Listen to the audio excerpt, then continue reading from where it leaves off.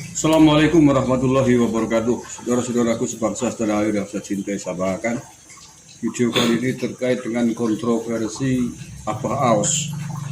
Tahu ya, Abah Aos orang yang katanya mursyid sebuah thariqah di Tasikmalaya, Jawa Barat. Kabar terbaru saya mendengar statement dari keluarga besar Suralaya, Tasikmalaya, yang menyatakan bahwa ternyata Abah Aos tidak diakui lagi sebagai mursyid thariqah keluarga besar Suralaya. Nah, sebelumnya saya ingin perdengarkan, ini adalah statement dari keluarga besar thariqah Qadiriyah wa Naqsabandiyah Pondok Pesantren Suralaya, Jawa Barat. Ini ya, menetapkan dan memutuskan satu, tidak menerima pengakuan Ki Haji Abdul Ghaus SM sebagai mursyid ke-38 thariqah Qadiriyah Naqsabandiyah Pondok Pesantren Suryalaya.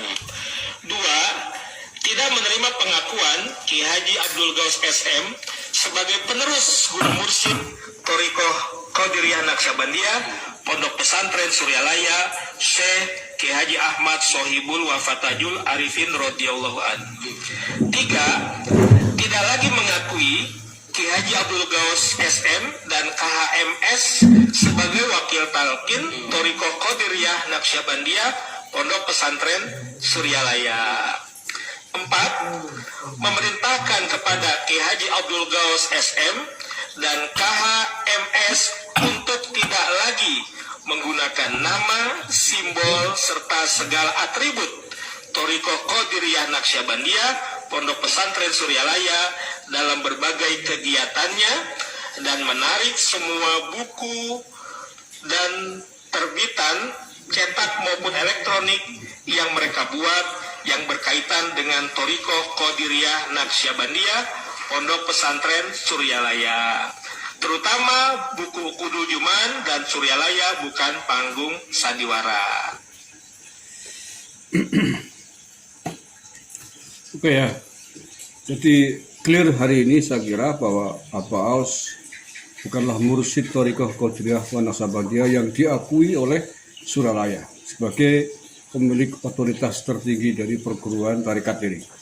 Sebelumnya Abah Aos itu populer beberapa waktu terakhir.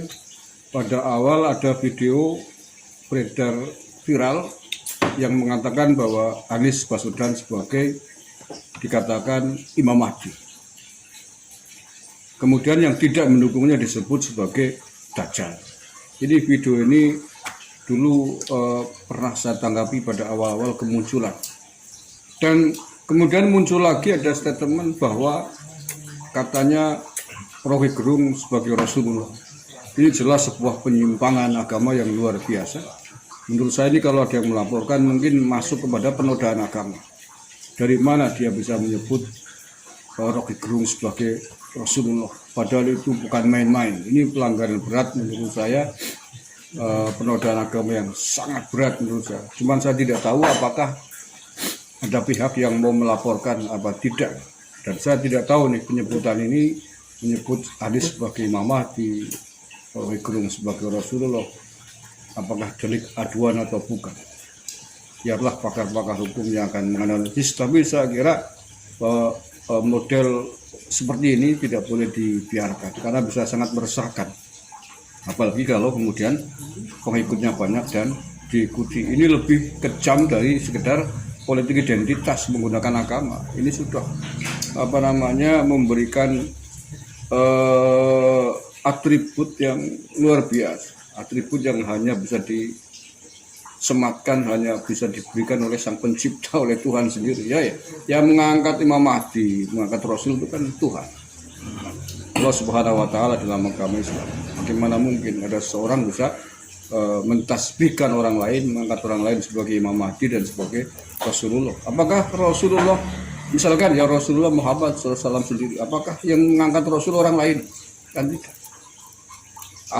Allah Subhanahu wa Ta'ala, Tuhan semesta alam yang langsung mengangkatnya sebagai Rasul, bukan dinisbatkan, bukan diangkat oleh orang lain.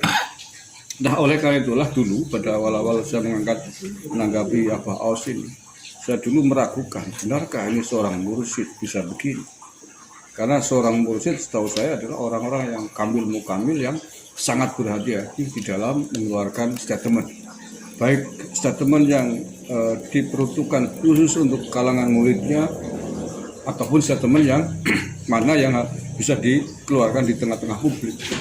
Karena memang ada hal-hal yang harus dijaga kerahasiaannya oleh seorang mursyid, baik untuk dirinya, untuk pengikutnya atau muridnya, ataupun untuk kepentingan rakyat banyak. Tidak setiap informasi spiritual bisa dibagikan, di-share, diumumkan, diberikan kepada orang lain. Bahkan kepada muridnya pun tidak setiap ilmu rahasia yang diperoleh oleh mursyid bisa disarkan, bisa dikatakan kepada orang lain. Saya dulu lama sekali pernah menyinggung ini ketika Abdul Somad dulu pada menjelang Pilpres 2019 mengatakan katanya ada ulama khos yang mengatakan katanya presiden yang akan diindikasikan jadi adalah Prabowo, kan begitu dulu menyebut begitu. Itu sudah saya tangkap itu tuh. Nggak mungkin ulama khos akan menceritakan itu seandainya ulama betul-betul ulama khos. Bukan dukun ya. Kalau dukun ya memang alatnya begitu. Ya menjual mimpi, menjual macam-macam. Hanya untuk mendapat keuntungan dari orang yang dituju gitu. Nah, ini saya kira terakhir tentang Abah Aus sudah selesai.